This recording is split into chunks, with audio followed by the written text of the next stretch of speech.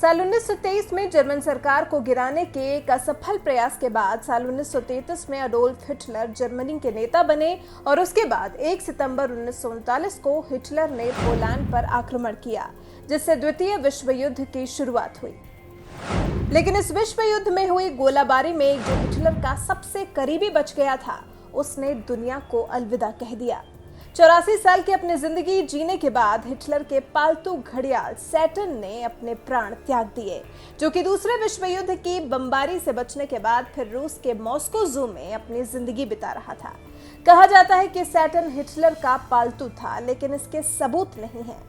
लेकिन ये घड़ियाल था बहुत मशहूर, क्योंकि न सिर्फ ये 1943 के बर्लिन के जू पर हुए बम धमाके में जिंदा बचा था, बल्कि एक सामान्य घड़ियाल की तुलना में ये एक लंबा जीवन भी व्यतीत कर चुका था। कहा जाता है कि सैटर्न ने एक बार नहीं बल्कि बहुत बार मौत को धोखा दिया, इसलिए वो बर्लिन के जू में आकर्षण का केंद्र था। मॉस्को जू के वेटनेरियन दिमित्री वसिलेव ने बताया कि इसमें कोई दो राय नहीं कि हिटलर को ये काफी पसंद था। अफवाह तो ये भी उड़ी थी कि सैटर्न हिटलर के कलेक्शन में शामिल था, लेकिन इसके सबूत नहीं है। जहां तक रही मौत को धोखा देने की बात, तो साल 1980 में उसके बहुत करीब कंक्रीट की एक स्लैब आकर गिर गई थी, जिससे वो बच गया था।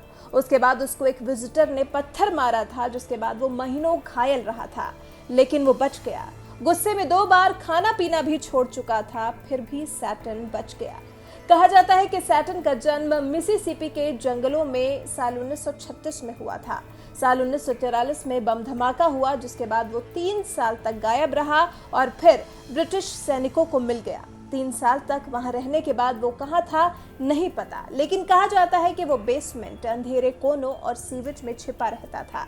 कहा जाता है कि सैटर्न के जहन में धमाके का डर कुछ ऐसा था कि साल 1990 में जब सोवियत यूनियन धराशायी हुआ, तो सैटर्न की आंखों में आंसू देखे गए थे। उसकी मौत पर मॉस्को जू ने कहा, सैटर्न एक युग की तरह था।